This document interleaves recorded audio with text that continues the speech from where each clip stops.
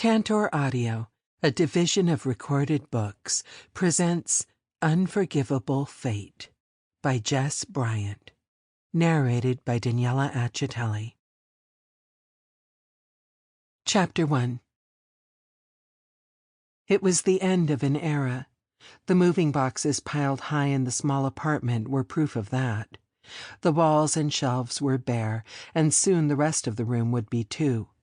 Only the larger items, like the furniture and television, remained, along with the area rug that she and her sister, Maya, had picked out together after they'd agreed to move into the little two-bedroom space above the bakery, because what they'd needed most at that point in their lives was one another and a fresh start.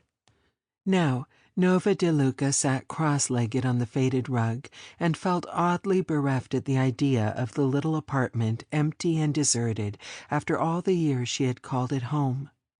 It seemed, to her anyway, that the space was as much a part of her family as any of the living, breathing members were.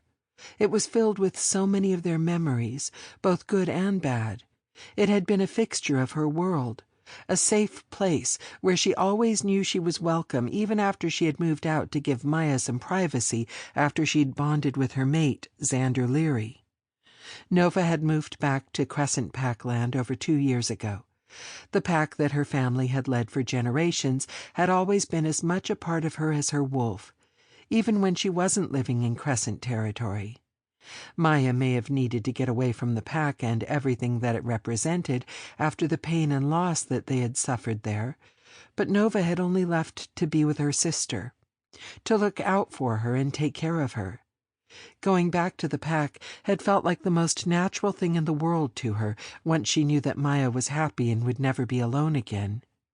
But now even her sister was leaving the apartment behind, and the change was making Nova uneasy. Logically, she knew that Maya's family with Xander had outgrown the small space.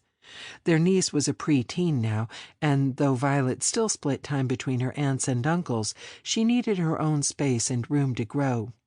So did baby Carmen, who was getting bigger every day, and even if Maya hadn't admitted it yet, Nova knew just from the change in her body chemistry and her hormones her wolf had picked up on, that her sister was pregnant again. There was no way this apartment could hold 3 children, so she didn't blame Maya for moving out and moving on with her life. But it still left a little hole in Nova's heart, to think of it just sitting here, empty. She couldn't help but wish that her visions would show her this apartment's future. She yearned to see a time when it was filled with family and love and happiness again. But of course, that wasn't how her visions worked, when they even worked at all lately. No matter how hard she tried, her gift had all but deserted her over the past few months. Nova was a seer. She had been born with the gift of foresight. The ability had been a part of her for as long as she could remember. It was a rare gift in the packs these days, a coveted ability, and though the responsibility that came with her gift was tremendous, she had always loved that she was the one that people turned to for answers. Being a seer was what she was born to be, who she was born to be, and without it, she didn't know what would happen to her. She could still feel the magic inside of her that allowed her to glimpse visions of the future. She even caught snippets of other people's lives still, people from the pack, even strangers passing through Noir on their way to somewhere else. People who were completely oblivious to the secrets that this little town and the people in it held. But her own future had always been a blank canvas to her, and lately, more and more, she found it impossible to reach forward and pull a scene from the future of anyone she loved.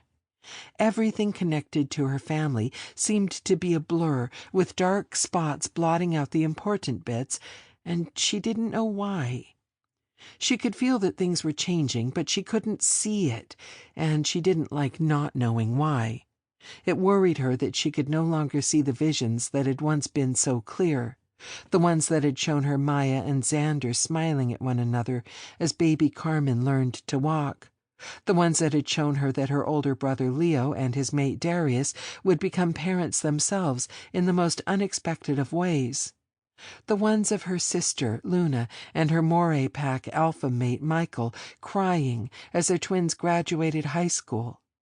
Even the ones where Xander's sister Zoe and her mate Rafe, Michael's brother, threw a surprise party for their niece Violet when she turned 16. All of those futures that she had seen snippets of in the past were gone now, mere memories of a possibility that she was no longer sure would come to pass. It scared her, terrified her even. It chilled her to the bone to think that her visions no longer showed her big, happy, extended family because maybe they didn't have a future that looked like that anymore. She had reason to worry, too, because it had happened before, back when she'd been a child. She had told anyone who would listen about her vision of Luna as a Pack Alpha's mate. She had changed everything for all of them with that one vision and her inability to keep it to herself. Not long after, she had stopped seeing her parents in her visions of the future. She hadn't put it together at first, certainly not in time to change it. It was only after that crazed psychopath, Maddox Clary, had murdered them that Nova realized why her visions of them had gone away. Their futures had been wiped out, erased from fate's board. All possibilities and paths gone, because they were no longer alive to make the choices that would lead them to one outcome or another. But she refused to believe that the same thing was happening now. It couldn't be, because nothing on this planet could tear her family apart, not after everything they had been through together. Other than an apocalypse, she couldn't figure out what could possibly have the power to wipe all of their futures from her mind. And though the world might be shit most days, she didn't think an actual apocalypse was upon them. So there had to be another explanation for her sudden lack of vision when it came to her loved ones. But for the life of her, she couldn't figure out what it was. "Nova?" Her brother-in-law's concerned voice pulled her out of her head and brought her back to the moment. She found him standing over her with a worried look on his face. He raised an eyebrow. "You zoned out. Did you have a vision?" "No," she sighed, reaching up to take the toddler he was holding. "No visions today." "Maybe that's a good thing." Xander watched as his 2-year-old daughter tugged at Nova's curls. "Maya's always saying how distracting your visions can be for you. Maybe if they let up a little, you can live in the moment for a change, instead of always looking ahead." Nova snorted. "Be impulsive, you mean?" His grin was captivating when he shrugged. "Worked out for me." Nova rolled her eyes as he went back to lugging boxes down the stairs. She held Carmen close, cuddling her precious niece, even as she attempted to put Nova's hair in her mouth. She smiled as she unwound the tiny hands from her locks and sat Carmen in her lap, trying to distract her with the light-up alphabet set they'd been playing with earlier, with the baby smacking the buttons and the recorded voice speaking the letters for her. Nova sighed and tried not to think about just how well things had worked out for Xander and Maya. Xander Leary hadn't exactly lived a charmed life before coming to Noir, that was for sure. In and out of foster care, he'd been on his own most of his life. When he'd learned his older sister had been killed in a car accident and that she'd left her daughter, Violet, in his care, he'd impulsively decided to track down his estranged younger sister, Zoe. He'd come here, to this apartment, thinking it was where he would find his sister, but instead he'd found Maya and a future full of love, happiness, and family. His impulsiveness had led him to his fated mate, so of course it had worked out for him. "He has a point." Nova looked up as Maya came out of the kitchen with 2 bottles of water and offered her one. "It's not the one he thinks he's making, but still." "Thanks." Nova took the water, but only put it beside her on the rug, out of reach of Carmen's grabby little hands. "What point is that?" "Come on." Maya perched on the edge of a chair a few feet away and watched her daughter play. "Don't tell me it hasn't occurred to you that maybe these blackouts in your visions are because your fated mate is finally coming into the picture?" Nova scrunched her nose. "You say finally like I'm getting old or something." "Yet still young enough to purposefully miss the point." Maya gestured at her with her water bottle. "I'm serious. You've never been able to see your own future. Logic says that means you wouldn't see your fated mate either, since his or her future is tied to yours. If that's the case, maybe the reason you can't see glimpses of our futures anymore is because pretty soon your mate is going to be part of this family, hence the dark spot." Maya looked far too proud of herself to have come up with this on the spot, and Nova narrowed her eyes at her older sister. She'd been thinking about this, Nova realized, really thinking about it hard. Though she'd given no outward sign that she was worried about Nova's decreasing ability to see visions of their futures, Maya had clearly spoken about it with Xander and been thinking about it enough to have come up with this theory. "It's possible, I suppose," she hedged, because she'd never told her sister about her own theory, about death lurking on the horizon. "But if it's my mate, shouldn't I be able to tell that? To recognize them, or at the very least not feel queasy whenever that dark spot blots out a vision?" "Queasy?" "Yeah, I remember feeling queasy when I thought about being mated too." Maya laughed and Nova groaned. "It's not the same. You didn't want a mate. You hated fate and expected the worst. But I don't. I never have. I've always trusted my gift and the force that guides it. Even when the worst happened and we lost Mom and Dad, even when it hurt, I trusted that everything we were going through was happening for a reason, and it was. Michael saved us and mated with Luna just like my vision showed. Leo found his mate in Darius. Even you and Xander. That was fate." Maya's face was soft and thoughtful when she shook her head. "Exactly. You're the one that constantly reminded me that fate is inevitable. It is what it is. Whether you can see your own future, see your own mate or not, there's a reason your visions are changing. You just have to trust that it's for a reason, too." Nova contemplated throwing something at her sister, but the only thing she had handy was the toddler, and she didn't think that would go over well, so instead she scoffed. "When did you become the optimist? I don't like it. I want my cynical big sister back." Carmen leaned on a letter that didn't light up and immediately started crying. Nova winced. She'd forgotten that the Z had stopped working on the little toy. Earlier, she'd distracted Carmen from pushing that button, knowing it would infuriate her tiny temper because she associated the letter with her daddy. But this time Nova hadn't been quick enough.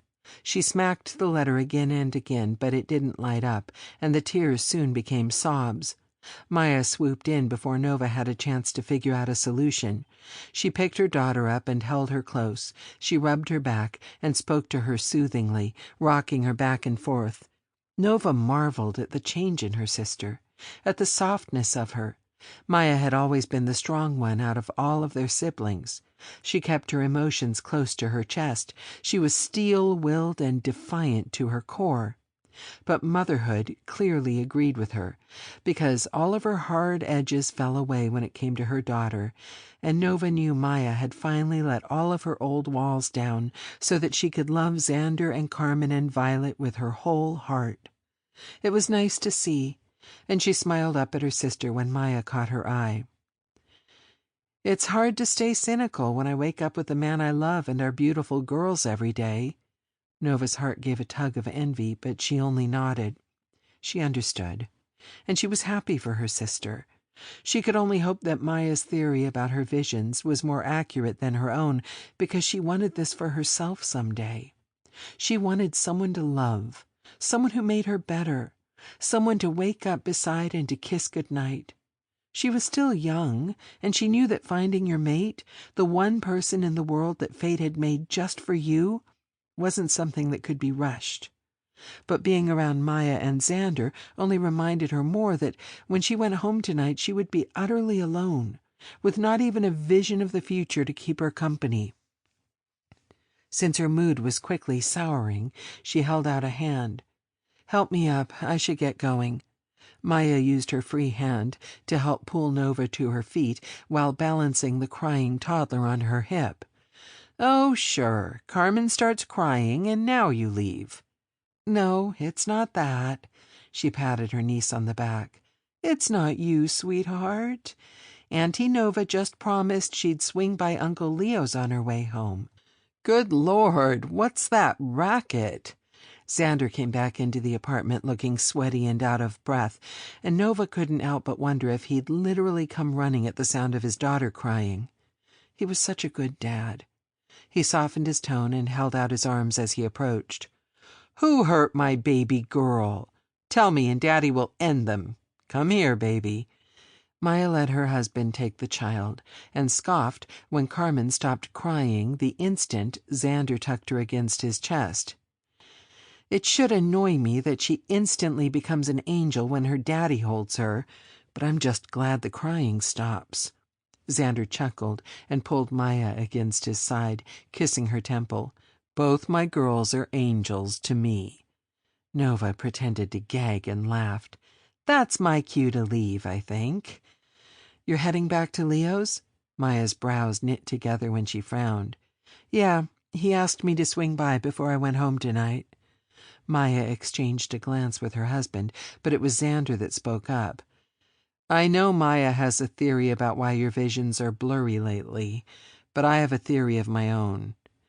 Oh, goody. I can't wait to hear this one. Nova rolled her eyes.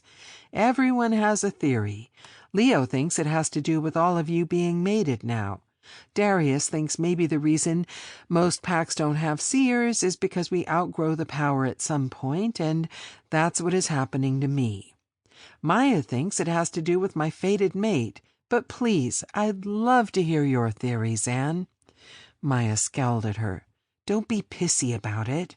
We're all just trying to help. It's fine, Xander reassured his wife.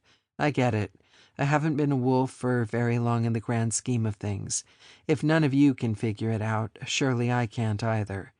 Nova rubbed her eyes, immediately feeling bad for snapping. It's not that. I'm sorry. I'm just on edge. I know. He shifted Carmen in his arms and then looked back at her. And I think the reason you're so on edge and your powers are off is because you're using them too much. What? She tilted her head in confusion. Hear me out, Xander hurried on. You've been scrying for Leo for months on end now. You're using your power every single day, helping him look for other packs and more people like us. I think maybe you're pushing yourself too hard, using too much magic, and you need to rest and let yourself recharge. Nova frowned, because that idea had never occurred to her. Was it possible to use up all the magic inside of her? Did it need to be replenished? She wasn't sure. She'd never given it much thought, because the visions had always been with her, there to pick through or dismiss as needed. But she had been using her power a lot lately, reaching out past the Crescent Pack territory in search of others like them, and more it had gotten harder to grab onto those visions. Was it possible she was using too much power, and in a way she had never been truly trained for? Leo needs my help, though. He and Darius are working so hard to bring the packs closer and form the alliance. We've made a lot of progress, but there are still so many more packs out there, so many more lone wolves looking for safety. If I can help them, I have to try. I'm not saying you should stop scrying. I know Leo needs you, and I know he would tell you himself to rest if he thought for even a second that what he had you doing was hurting you. But maybe you can just try it, for a little while. Just give your powers a little time to rest and see what happens. Xander's eyes were soft and full of concern for her when he spoke again. We're all worried about you, and we only want the best for you. You know that, right? I know, she nodded. All the theories in the world could be wrong, but, Maya shrugged, Xander's is the easier to give a try. Give your powers a rest and just see what happens. Nova chewed on the inside of her lip but nodded. Yeah, okay, I'll try. But you're still going to Leo's tonight, Maya snorted. I already told him I'd come by, Nova admitted with a nod. And besides, he didn't say anything about scrying. He just said there was something he wanted to talk to me about. I promise, just talking tonight. Well, so long as you promise, Maya smirked. Give me a hug before you run off. Nova complied, hugging her sister tight and thanking her for an afternoon of mindless fun. She'd needed to spend a few hours playing with her niece and teasing her sister and brother-in-law. If Xander thought she needed to replenish her powers by relaxing, then he had certainly helped today by simply letting her hang out and do nothing but keep Carmen and Maya company while he trekked up and down the stairs with boxes. "Love you," she kissed Carmen's forehead and then Xander's cheek. "And I'll see you guys soon." "Soon enough to help unpack some of these boxes at the new house?" Xander chuckled. "Maybe not quite that soon." She grinned back and waved as she headed for the door. As she turned towards Crescent Pack territory, back towards home, walking towards the setting sun, Nova let herself get lost in the theories that her family kept supplying her with to explain her messed-up powers. One of them had to be right, didn't they? Or maybe none of them were. All she knew for sure was that she couldn't be the one that was right, because if her visions were going dark because she was going to lose her family, she would never survive it. Her trust in fate had always been complete and total. She'd always believed that everything happened for a reason. But if fate screwed her over by taking away her powers, or worse, she would never forgive it, or herself. Chapter 2.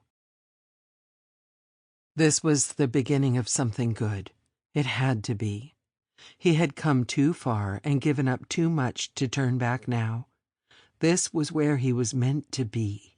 He could feel it in his bones, all the way down to his soul. And his wolf agreed. There was something special about this place, something that called to him, and he would do whatever it took to make things right so that he could call this little town in the bayous of southern Louisiana home. Standing on the front porch step of the Crescent Pack Alpha's house, Griffin Clary could feel eyes boring into his back and tried not to let it get to him. The people of the Crescent Pack didn't know him, not yet. They only looked at him and saw the collection of features that he'd been told more than once were handsome, but in this place marked him squarely as an enemy. He had never given much thought to whether or not he resembled the brother who had murdered most of their family and then disappeared from his life. But if he had wondered, the stares of the Crescent Pack members more than confirmed that the resemblance was there. That was okay, he reminded himself. That was the reason he was here. Maddox had brought him here. It had come to him on the whispers of traveling lone wolves moving the gossip from one pack to the next. But as soon as it reached him, he had known. As soon as he had heard of the attempted coup that resulted in a massacre, he had known even before the name was spoken aloud who had been responsible. Maddox, his older brother, in blood and name if nothing else.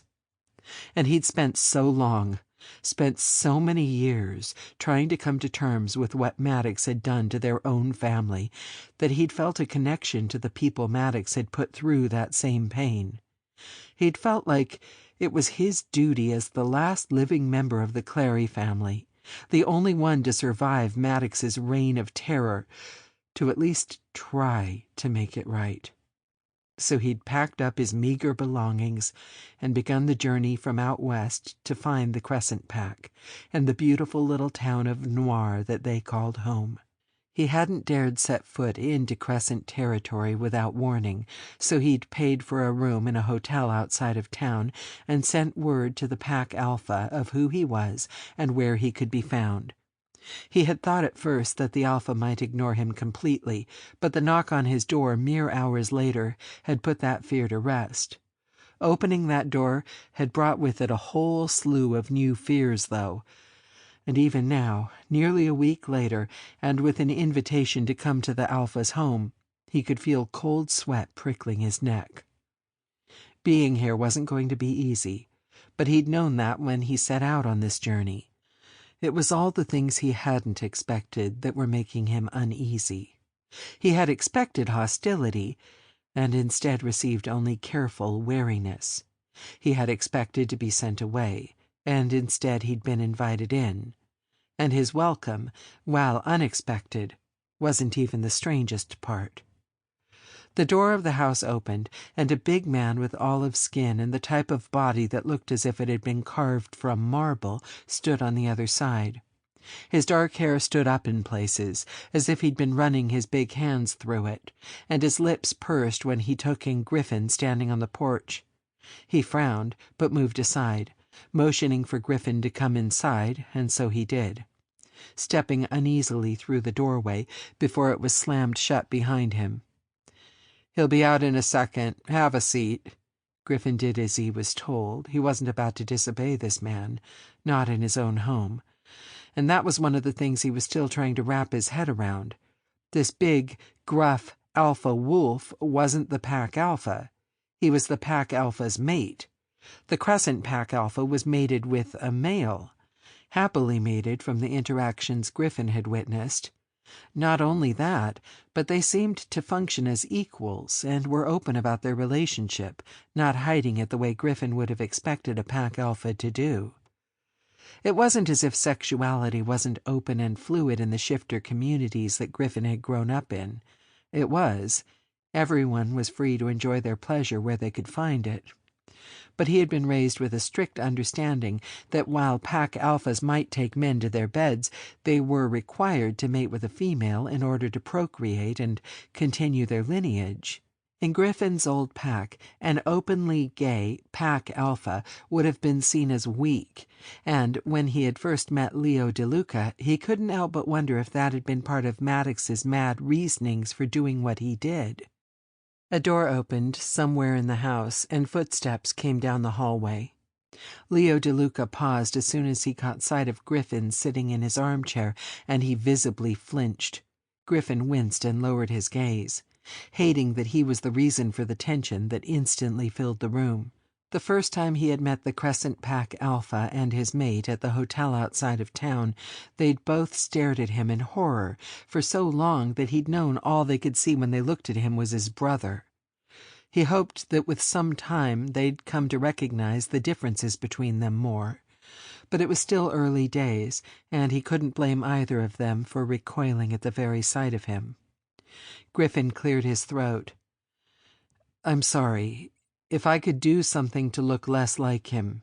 No, it's not—" Leo DeLuca started and then caught himself, shooting a glance at his mate who had moved to stand beside him.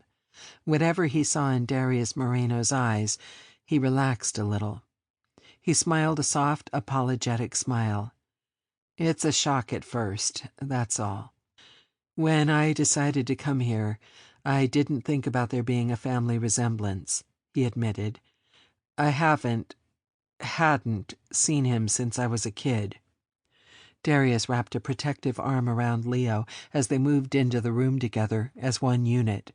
They sat opposite Griffin on the couch. It was obvious they were both still tense in his presence, but they were trying, and he was grateful for that. Even if he couldn't help but notice the way the alpha's mate put himself slightly forward and angled his body, protective of his mate in Griffin's company. "You mentioned that the last time we talked, but I was too surprised to ask." Leo smiled a little, as if surprised was the kindest word he could come up with at the moment. "How old were you when you last saw your brother?" 5. I was 5 years old, and I had been sick, so my mother took me to a healer in a nearby pack." Griffin swallowed hard. "While we were away, Maddox attacked the rest of the family and killed them all, as well as several leaders within the pack, including our father and uncle. My mother and I likely survived only because we were away." Darius frowned. "He was trying to take control of your old pack?" "That's the assumption. But he was gone by the time my mother and I returned, so it isn't as though I ever had a chance to ask. If he murdered everyone there for power, leaving once he had a clear path to becoming Pack Alpha seems strange," Leo supplied. "The only thing I've ever been able to work out about it was that his coup didn't go as planned." Griffin sighed when they both stared at him, waiting for more of the story. It was true that Maddox would have been the rightful heir after wiping out the rest of our family, but he was still young himself then, and I don't think he had considered Tyrell or the support he would be able to gather quickly to his side. Sample complete. Ready to continue?